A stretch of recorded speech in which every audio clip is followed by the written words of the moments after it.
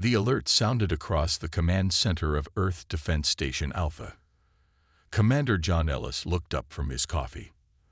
The room fell silent as all eyes turned to the main screen. "Sir, we're picking up multiple objects entering the solar system," said Officer Samantha Green. Her voice was steady, but her hands shook slightly. "They're coming in fast. Nothing like we've seen before."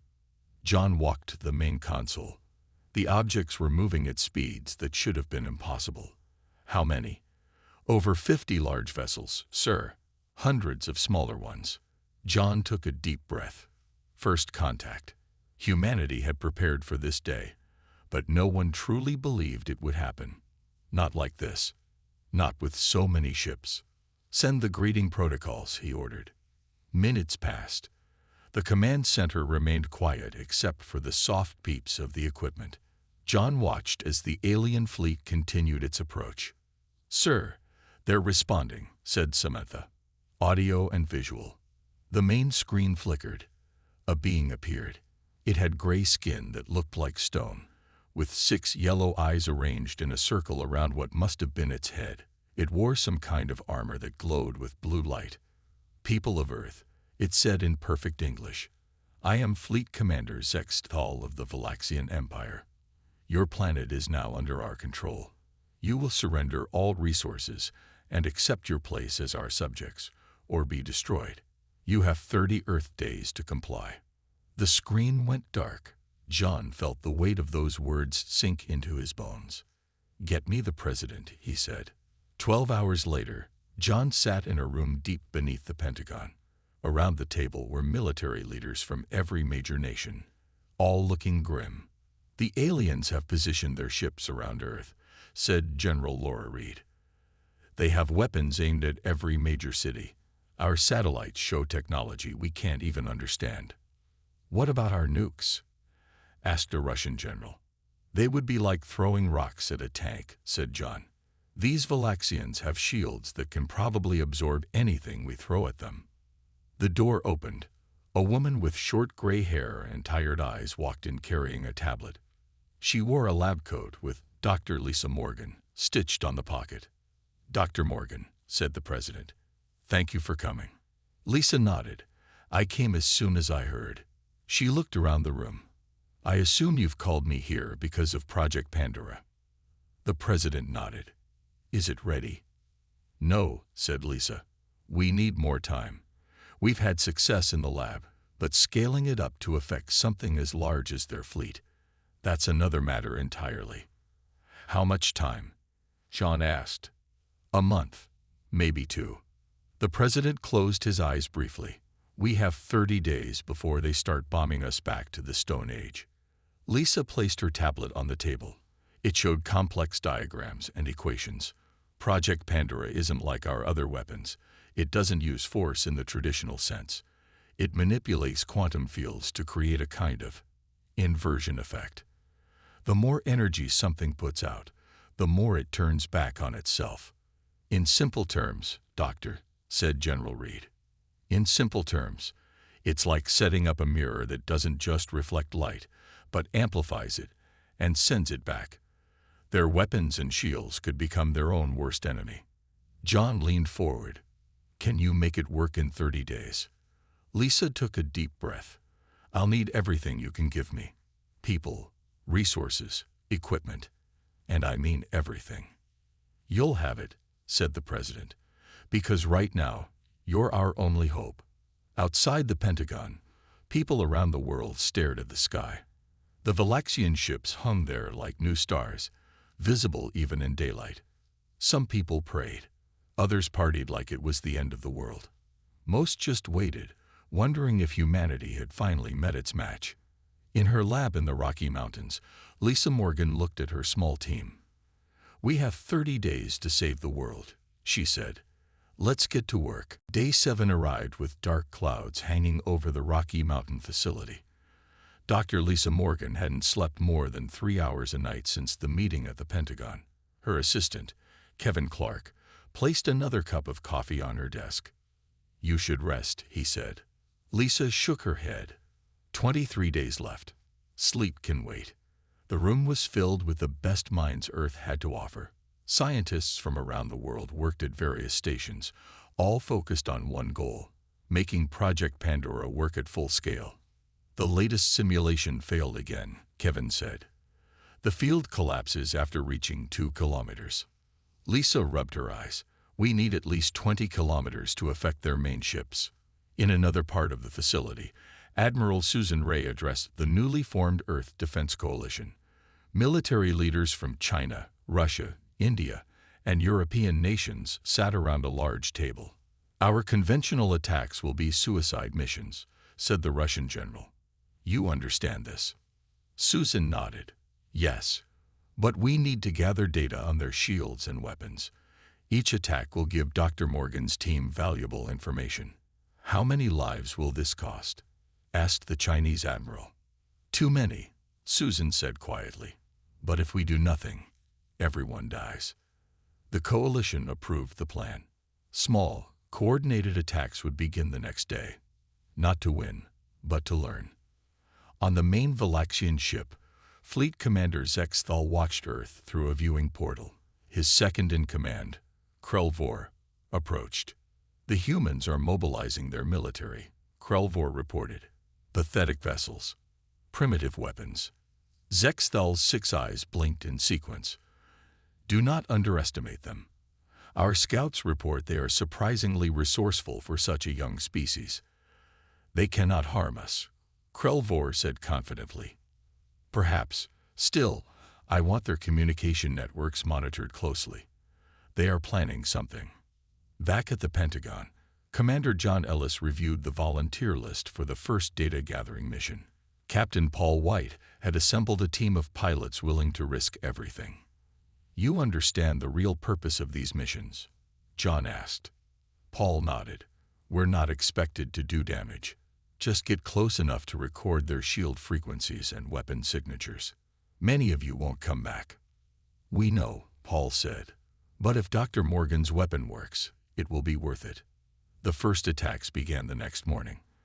Fighter jets and experimental spacecraft launched from bases around the world. Captain Paul led the American squadron.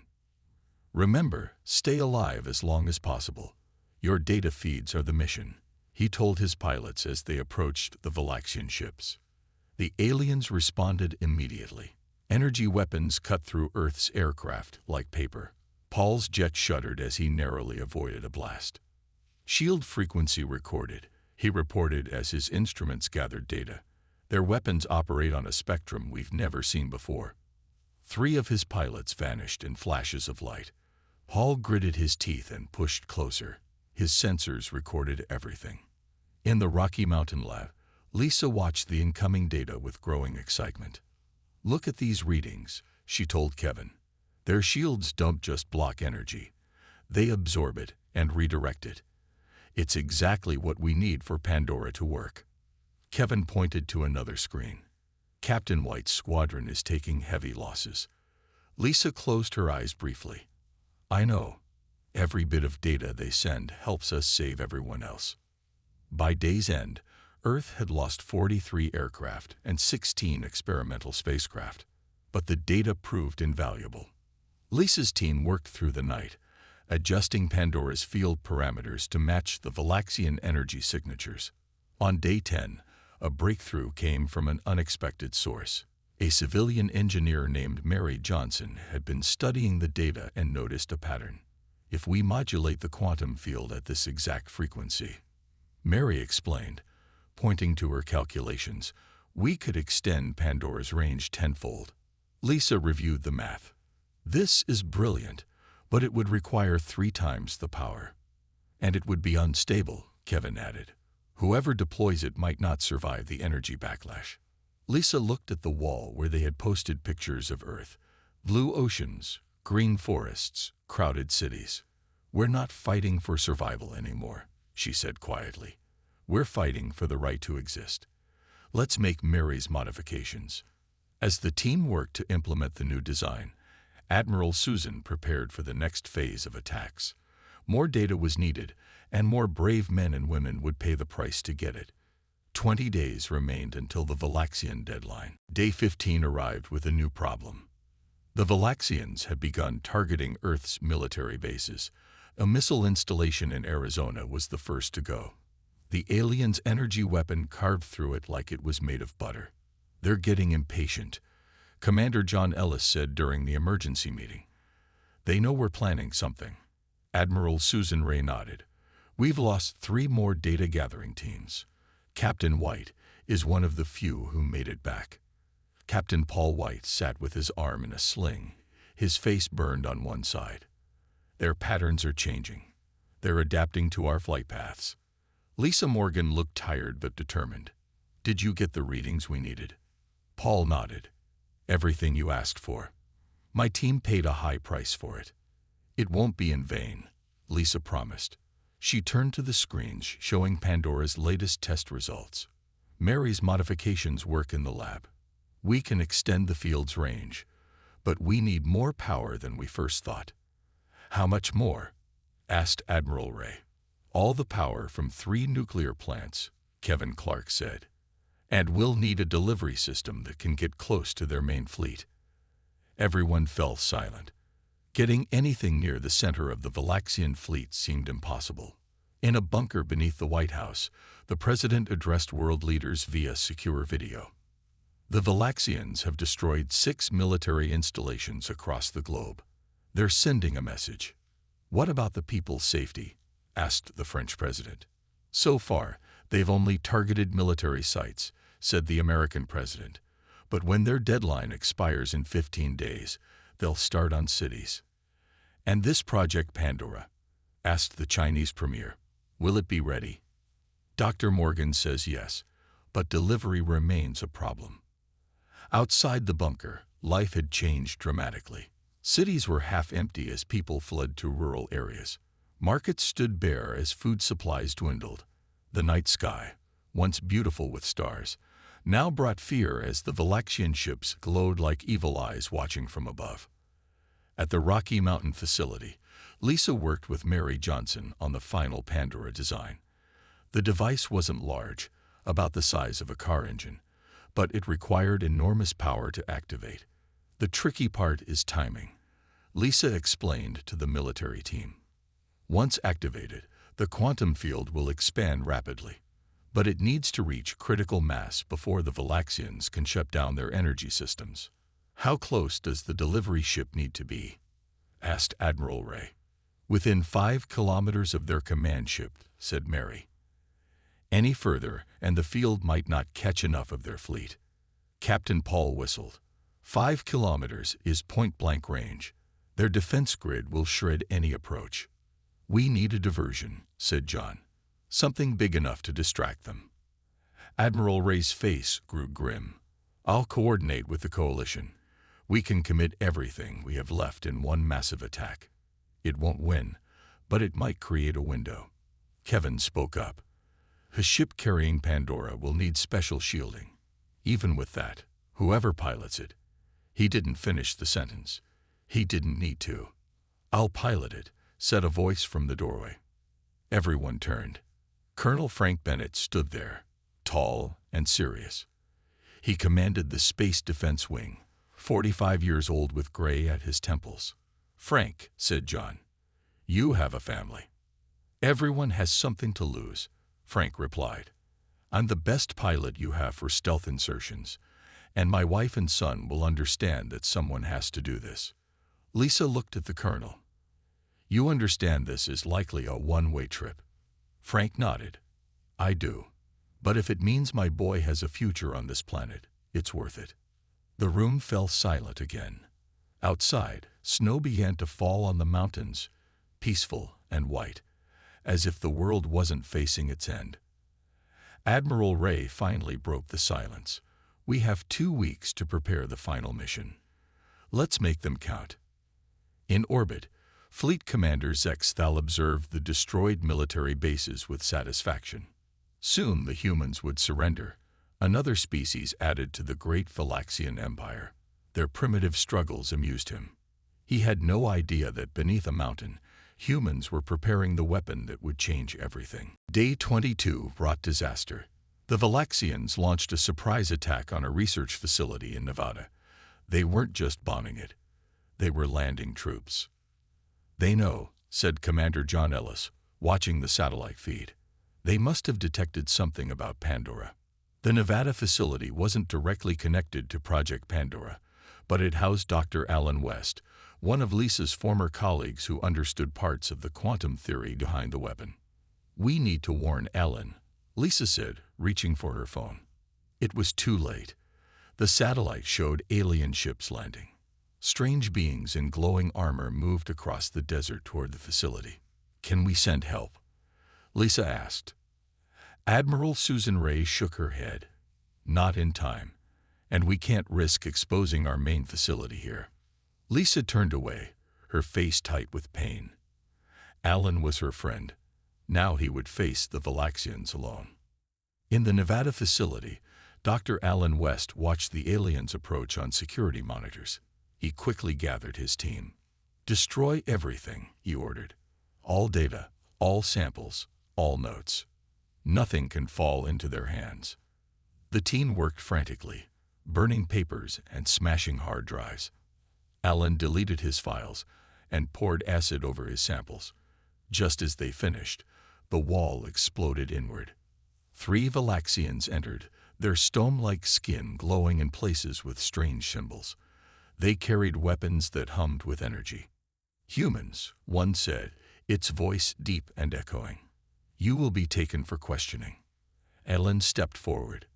"I'm the senior researcher. Take me. Let the others go." The alien tilted its head, 6 yellow eyes blinking in sequence. "You misunderstand. All of you will come." Back at the Rocky Mountain facility, tension ran high. Hours passed with no word from Nevada. "What will they do to the prisoners?" Kevin asked. Lisa stared at her screen. "Question them. Try to find out what we're planning." "Will Alan talk?" Lisa shook her head. "Not willingly. But we don't know what methods they have." On the main Valaxian ship, Fleet Commander Zexthal watched as Dr. Alan West was brought before him. The human looked small and fragile compared to the Valaxians. "Your species continues to resist," Zexthal said. "It is pointless." Alan said nothing. "Our scans detected unusual energy patterns from your facility," the commander continued. "What were you working on?" "Climate research," Alan replied evenly. Zexthal made a sound like stones grinding together, a laugh. "You lie poorly." He gestured to another Valaxian. "Science Officer Meklar will extract the information." The science officer approached with a device that glowed blue. "This will connect to your nervous system. Resistance will cause pain." Hours later, Alan lay exhausted on the floor of a cell. He had given them nothing specific about Pandora, but they had gleaned something from his mind. Knowledge that humans were developing a new type of weapon. Meklar reported to Zexthal. The human's mind contained fragments of a weapon project, something they call Pandora. "Is it a threat?" asked the commander. Meklar's eyes blinked dismissively. "Impossible. Their technology is centuries behind ours. They speak of quantum fields, but their understanding is primitive. Whatever they are building cannot harm our ships." Zexthal seemed satisfied. "Still find this project and destroy it. We will move our deadline forward. The humans have 8 days remaining, not 15. In the Rocky Mountain facility, the news hit like a bomb. 8 days until the Valaxians would begin destroying cities. "Pandora is ready for installation," Lisa told the Emergency Council. "But we need 3 more days to calibrate it properly." "We don't have 3 days," said Admiral Ray. "They've increased their patrols. Getting Colonel Bennett's ship to the launch point undetected will be almost impossible now." Colonel Frank Bennett studied the latest Valaxian fleet positions. "They're still away. If we time the diversionary attack perfectly, I can slip through this gap in their sensor network." "The diversion will cost thousands of lives," John said quietly. Frank nodded. "I know, but it's our only shot." Lisa approached the colonel. "The latest simulations show that Pandora's effect should cascade through their fleet. Their own energy will become their undoing. But you need to get very close to their command ship. I'll get there, Frank promised. Outside, a storm raged against the mountains. Inside, humanity prepared its last desperate plan. In space, the Valaxians waited, confident in their superiority, unaware that their greatest strength would soon become their greatest weakness. 5 days before the Valaxian deadline, Lieutenant Grace Miller arrived at the Rocky Mountain facility. She was young, barely 30, with short blonde hair and the focused eyes of someone who lived in numbers and equations. Dr. Morgan, I'm the quantum engineering specialist they sent from MIT, she said, extending her hand to Lisa. Lisa shook it. Thank God you're here. We need fresh eyes on the Pandora calibrations. Grace got to work immediately.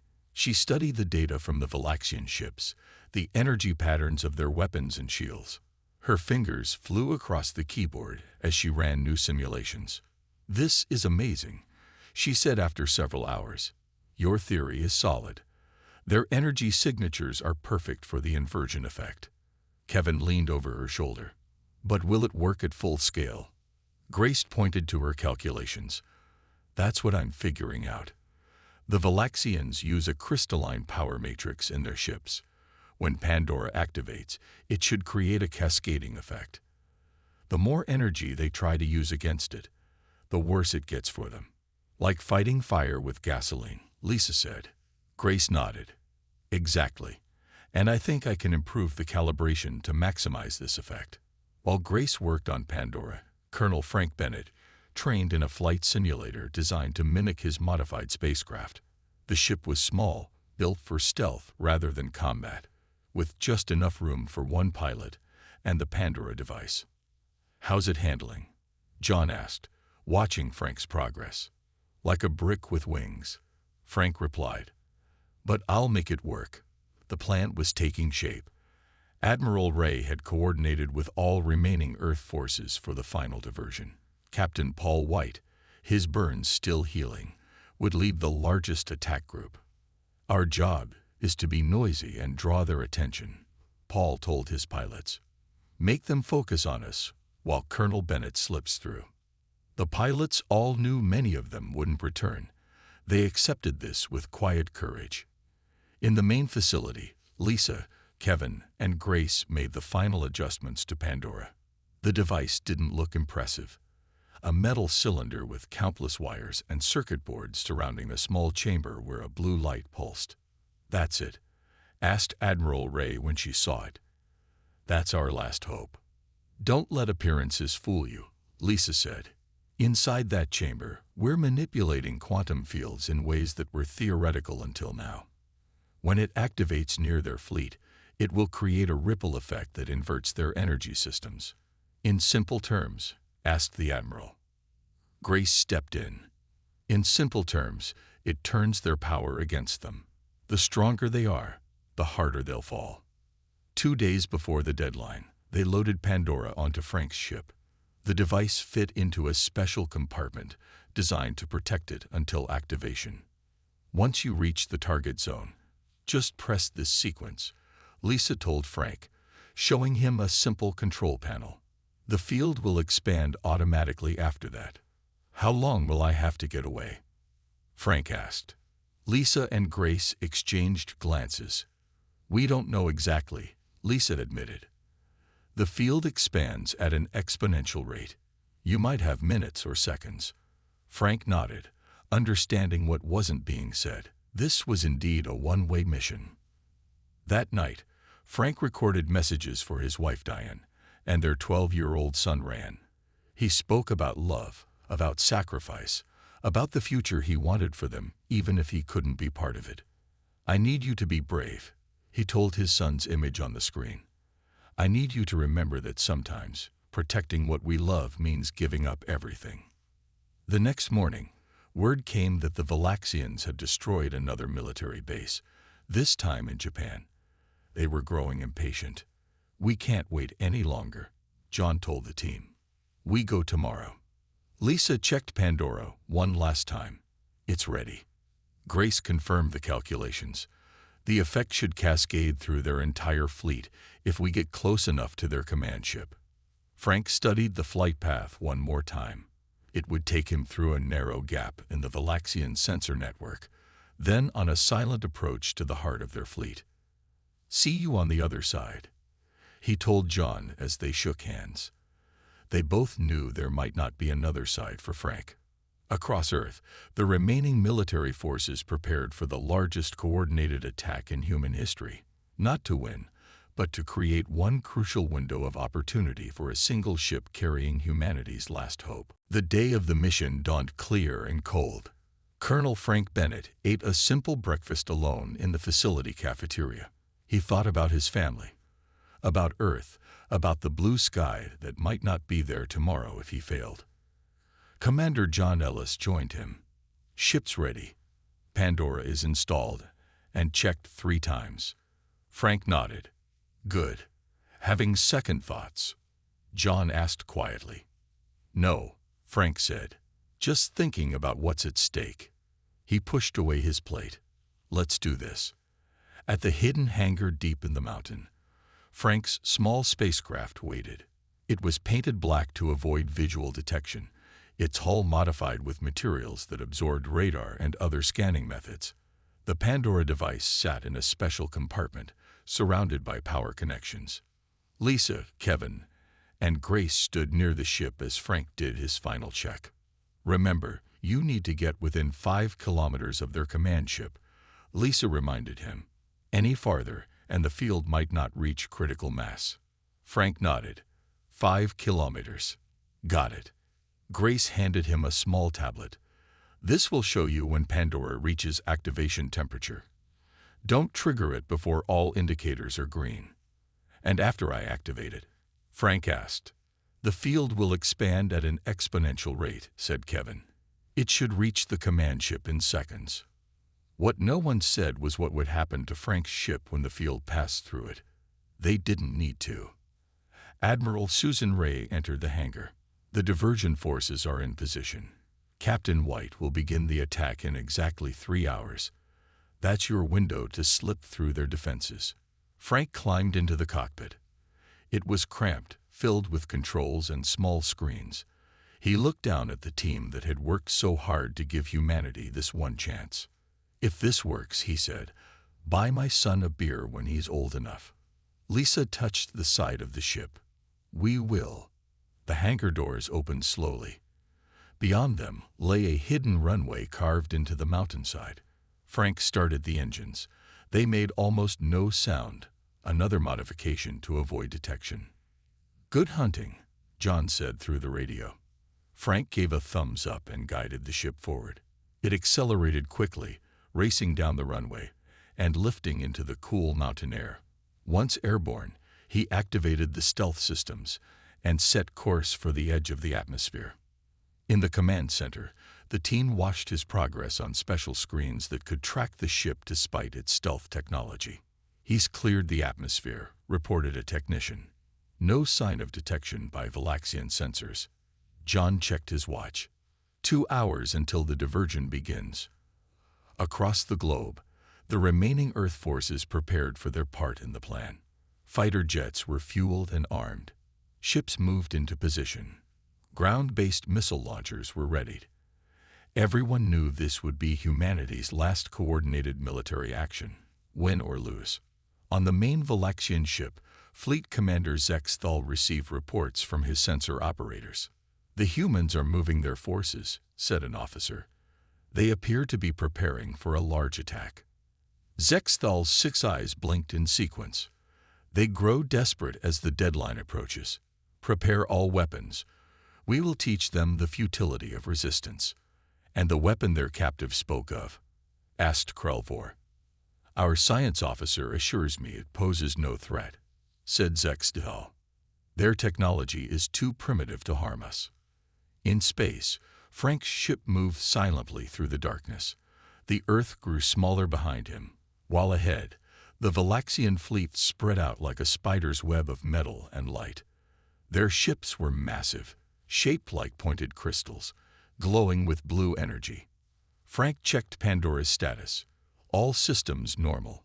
He followed the carefully plotted course that would take him through a small gap in their sensor network.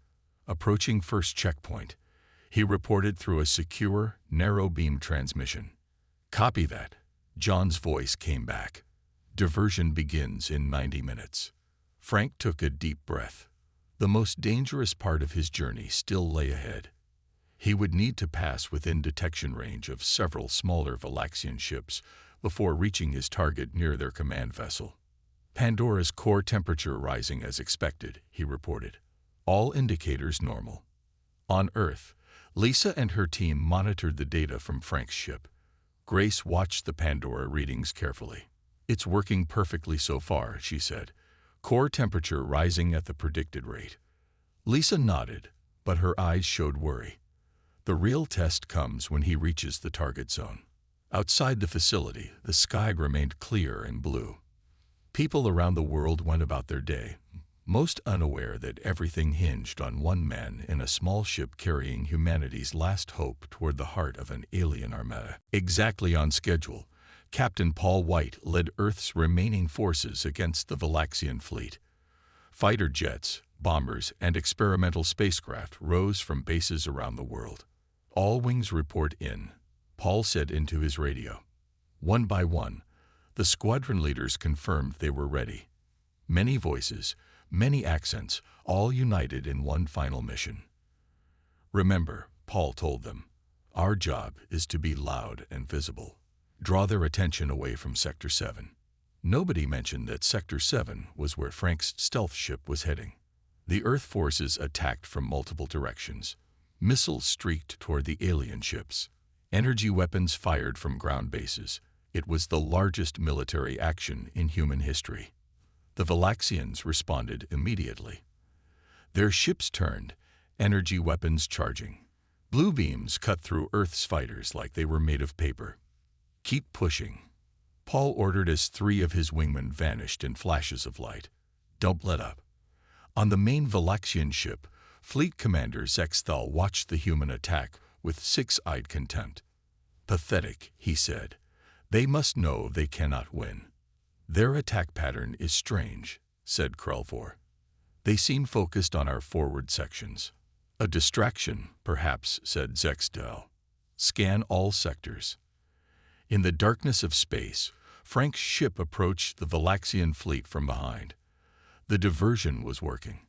Most of the alien ships had moved to engage Earth's forces, leaving a thinned-out defense in Sector 7.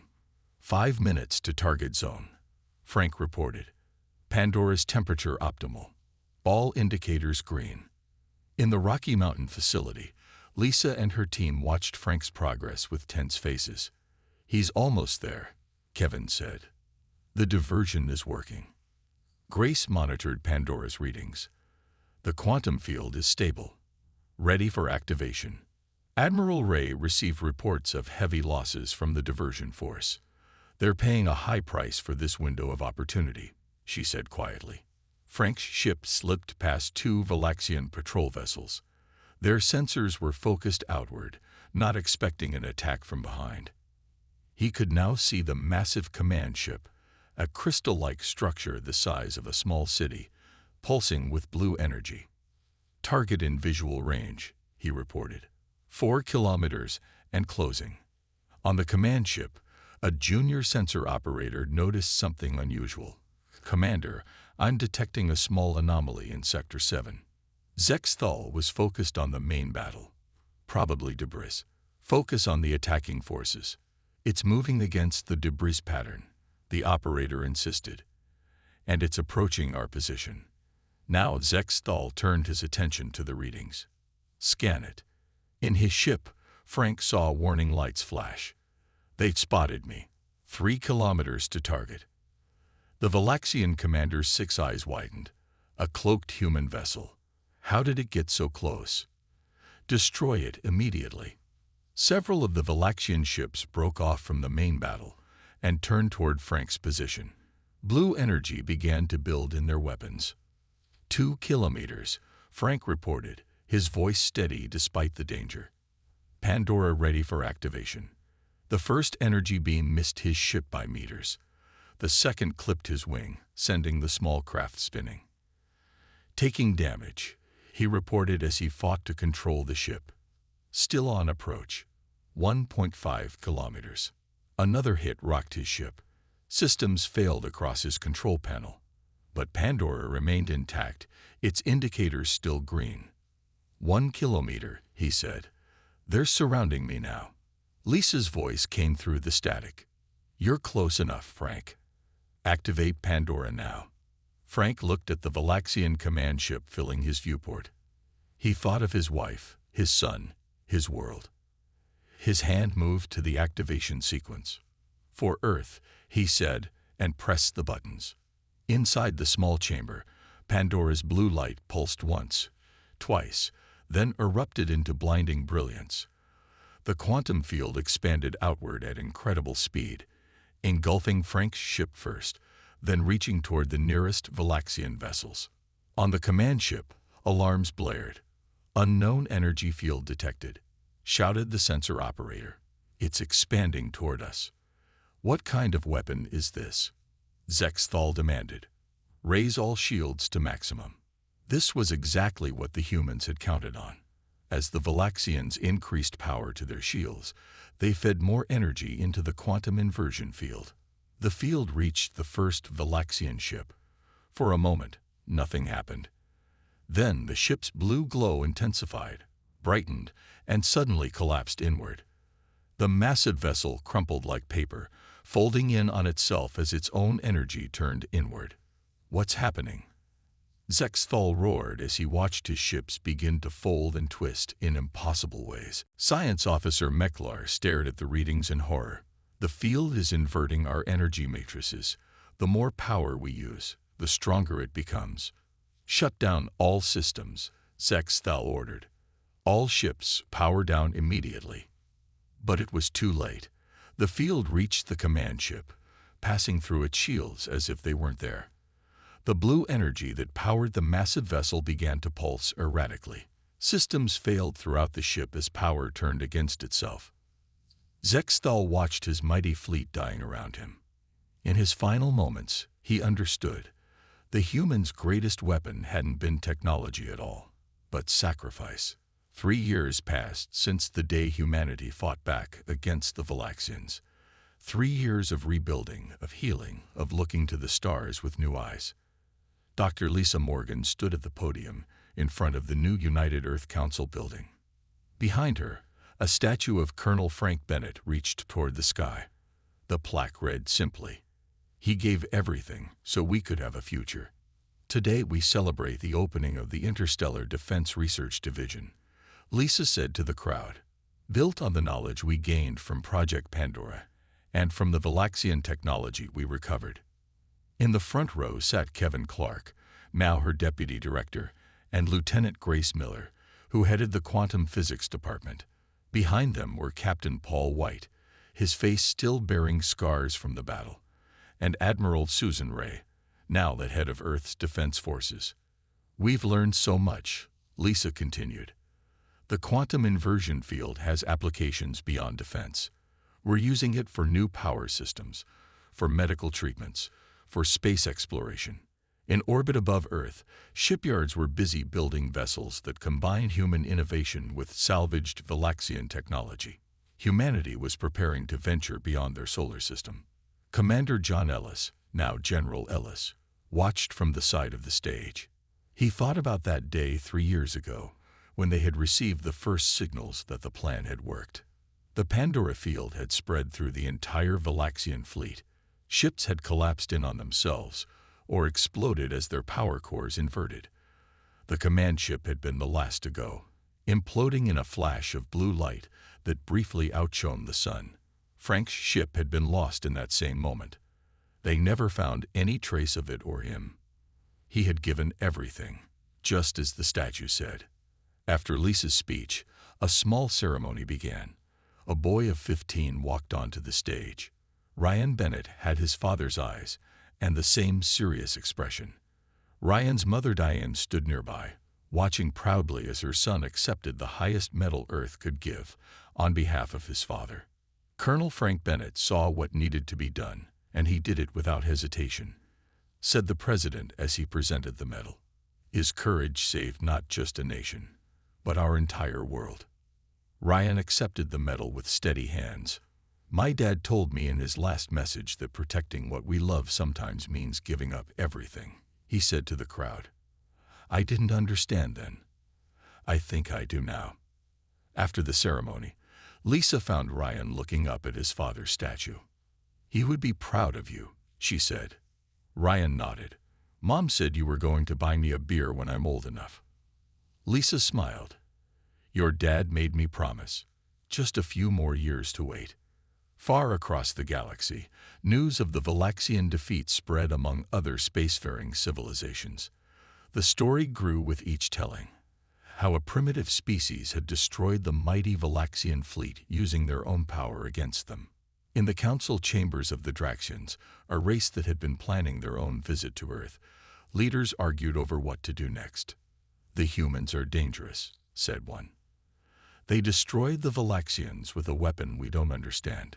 Perhaps we should approach them with respect, not conquest, suggested another, wiser voice. On Earth, night fell over the memorial ceremony. People placed flowers at the base of Frank's statue. Some left notes. Others simply stood in silence. Lisa looked up at the stars, thinking about how different they seemed now. Not just points of light, but places to go. Humanity had survived its first contact with an alien species. They had paid a terrible price, but they had proven something important, not just to the galaxy, but to themselves. They belonged among the stars, and they would go there not as conquerors like the Valaxians, but as explorers, carrying the memory of those who sacrificed everything to give them that chance. In his room, Ryan Bennett placed his father's medal on a shelf. Next to it sat a small model of the ship that had carried Pandora into the heart of the alien fleet. He touched it gently, then turned to look out his window at the stars. I'm going up there someday, Dad, he whispered. I promise.